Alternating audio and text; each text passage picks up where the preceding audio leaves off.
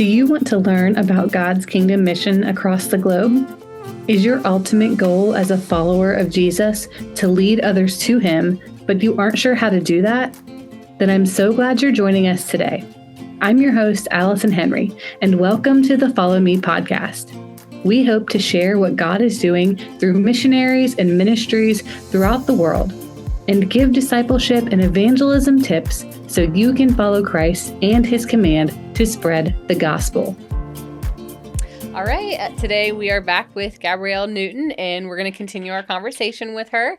So Gabrielle, we are dying to hear about a story you have for us. Just a time in your life when the Lord has really challenged you, or where you got to witness a really amazing change, whether that's in a student or in yourself, just somewhere where you really saw God move. Yes. I think a few stories actually come to mind, but one that really stands out to me is with a student that I had the privilege of getting to know actually 2 years ago now, which feels crazy.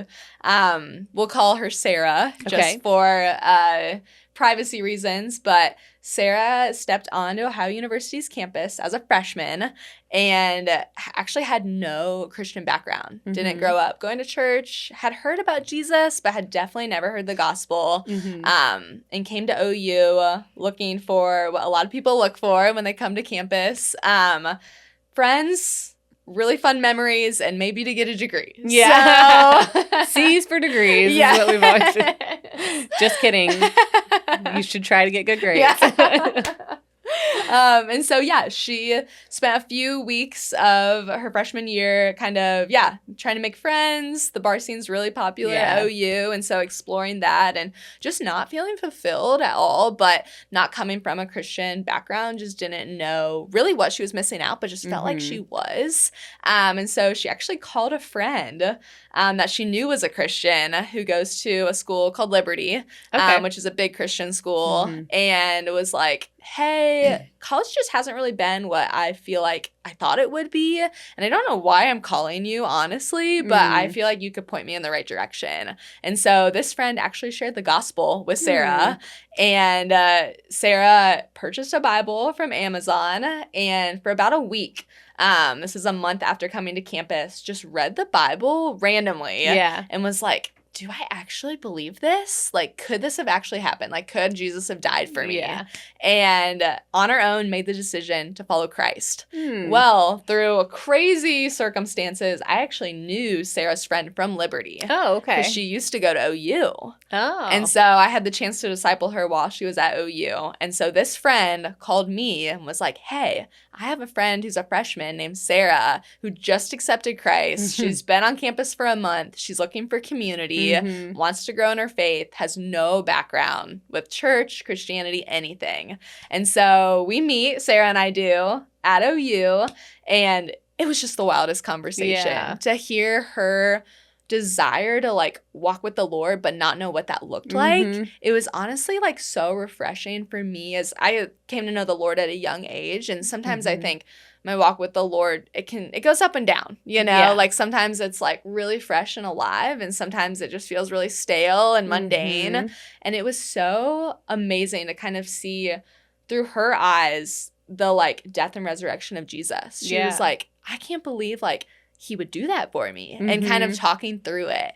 And so what I really, really appreciate about Sarah is she immediately wanted to plug into a Bible study. And so she got plugged in to community, a Bible study. And what really stands out to me about Sarah is she came up to me a few weeks later after making this decision and was like, I want to start reading my Bible, but I don't really know like how to do it well. She's like, I'm kind of just opening it up, reading a few verses, and then putting it away. And so I asked her, I was like, have you ever read through Matthew, one of the Gospels? And she was like, no, I don't even know what Matthew is. And so I was like, why don't we invite a few other freshmen to come and read Matthew with us? And it turned into this 25 women Oh, freshman wow. Bible study that just started from Sarah wanting to read her Bible. Mhm. And so it was so cool because we called it the Matthew Bible Study. Really creative, I know. And what we would do is we would read a chapter together, Mhm. and then their homework would be to go read a chapter on their own that week. Mhm. And so then when we came back together, we would have some questions that I would give them, like before that they would Mhm. go out, and then we would just discuss them. Mhm. And it was so fun because almost all of the women that came, it was their first time ever reading through Matthew. Yeah. And so to experience them experiencing Jesus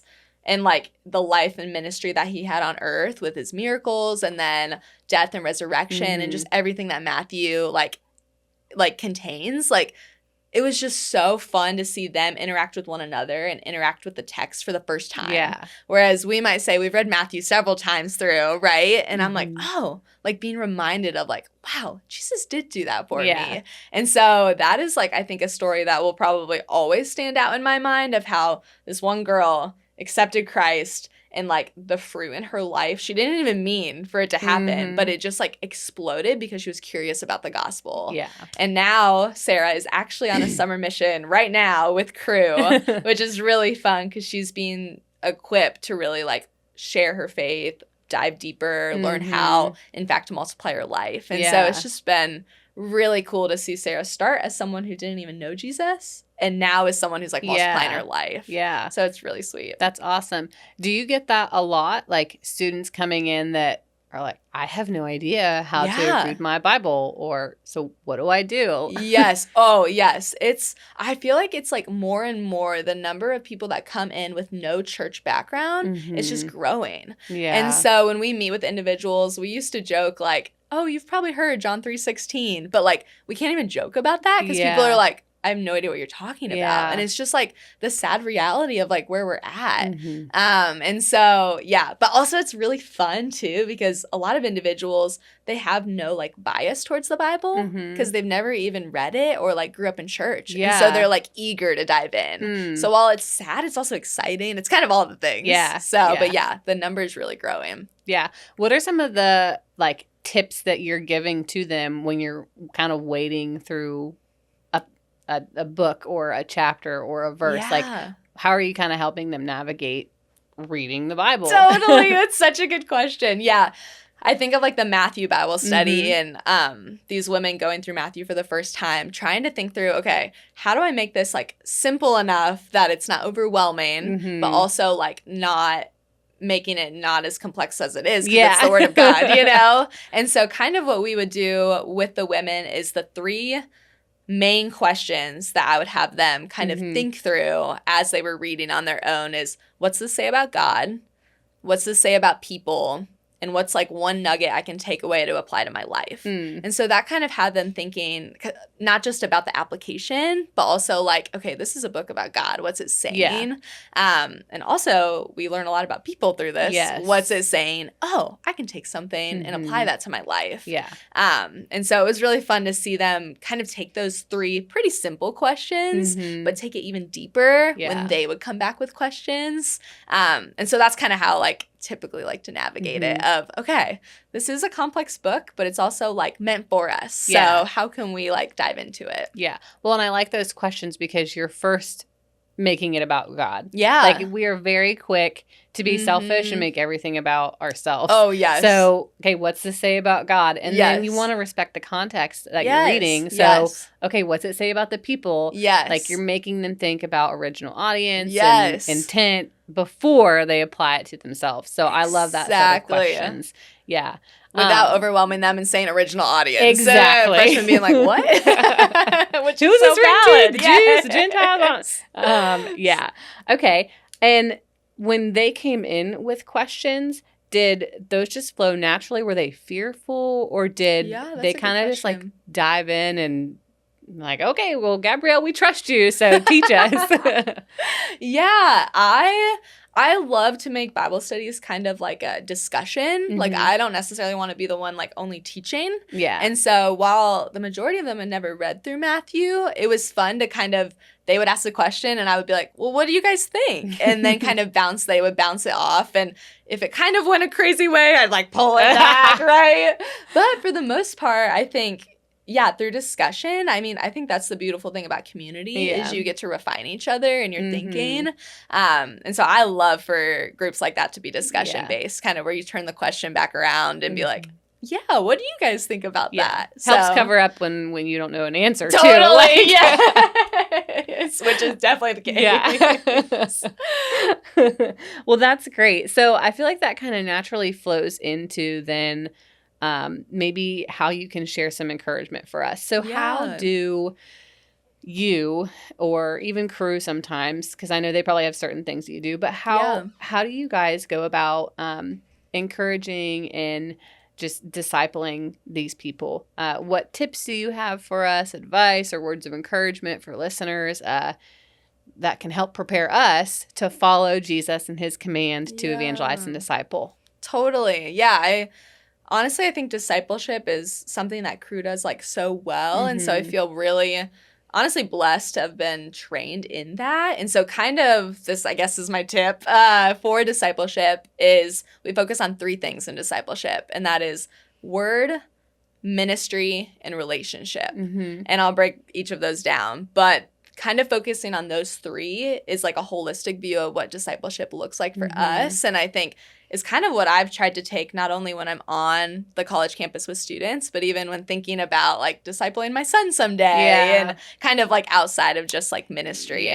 But word is the Bible. Obviously, that's like the most important thing. And so it's like, okay, during our time of discipleship, like, let's get in the word. Like, let's, like, read it together. We're doing some type of content, somehow, like, getting in the Bible. And then ministry, we're, like, very focused on, it's not just about us and what we get, but how can we, in turn, like, pour out and actually, like, go and, like, share our faith with others. And so ministry looks like a whole range of things specifically with crew on campus, but it could be something like inviting one of your like dorm mates to come and read the Bible with us. It could be, all right, let's go share our faith on campus. It could be, all right, who's someone in your family that you really want to share with that about something you've been learning in the Bible, something like that.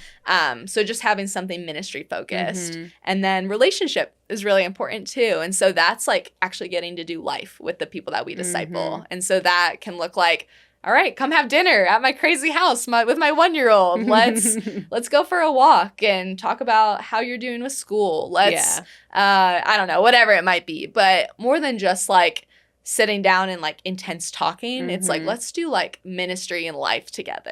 And so word, ministry, and relationship are kind of like the 3 things that we really focus on in discipleship. And so for the relationship, do you find that college students are, specifically women, because I know that you're working more with women, obviously, and Jake's with the guys. Like, do you find they are quick to kind of dive into relationship with you, even though you're a little older and, you know, you have a kid? Like, or is there any resistance there? That's a really good question, honestly. I think college students, and I felt this when I was on campus, how many years ago, right? I'm older than you, so. No. I think they're, like, craving that, like, home family environment that they're, like, missing, that they don't have when they're on the college campus. That's like, true. They can go hang out with their peers anytime they want.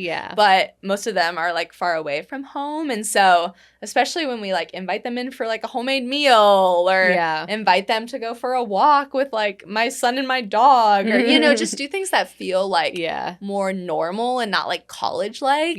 They're, at least the women, I can't speak for the men, but the women are like so excited and like jump at it. So, That's very cool.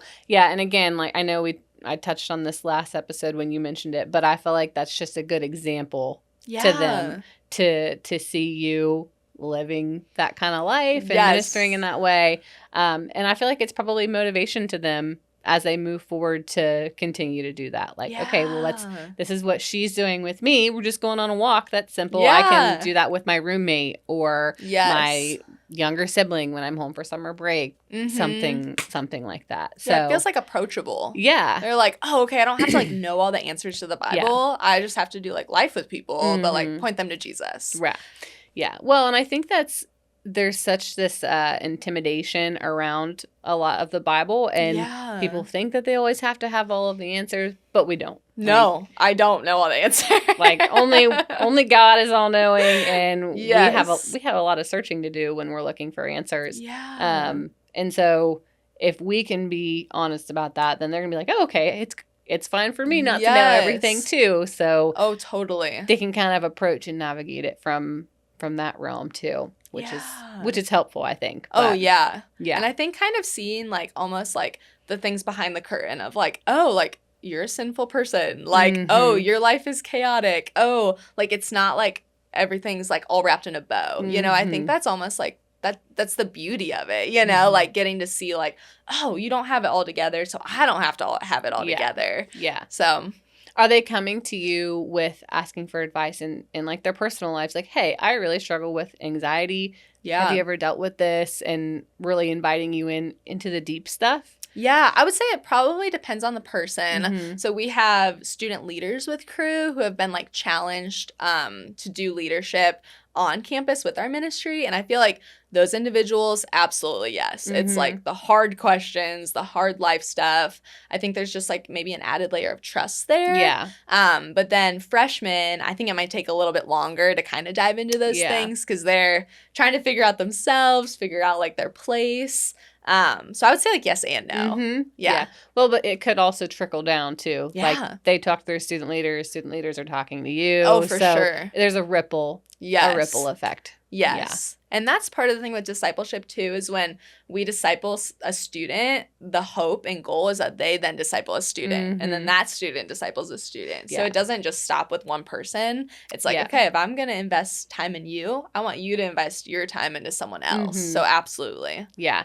Yeah. And that's a picture of the gospel. You see it in Matthew, right? Totally. Matthew chapter 28. Yeah. And then in Acts 1:8, when he's saying to evangelize and start in Jerusalem, Judea, and then all to Samaria. Like, start where you are, and then it spreads to slowly. all the earth. Yep. Yeah.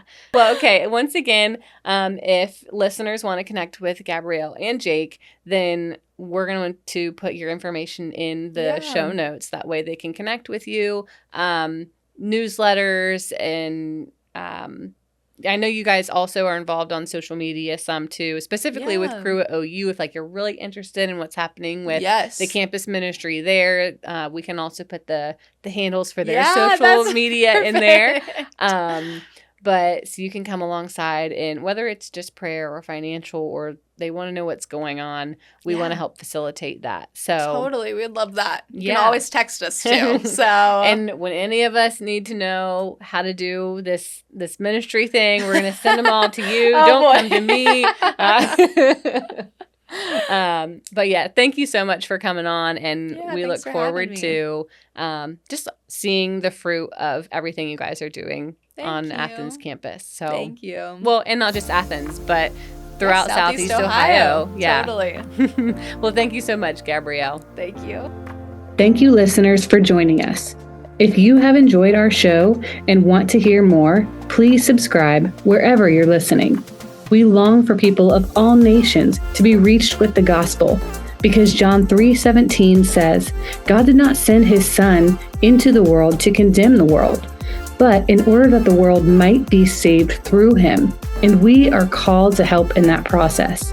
We are in the ministry of reconciliation. If God lays it upon your heart, please share our podcast so that people can be inspired and equipped to make disciples and follow Christ as he commands. Until next time, we pray God empowers you as you seek to follow him.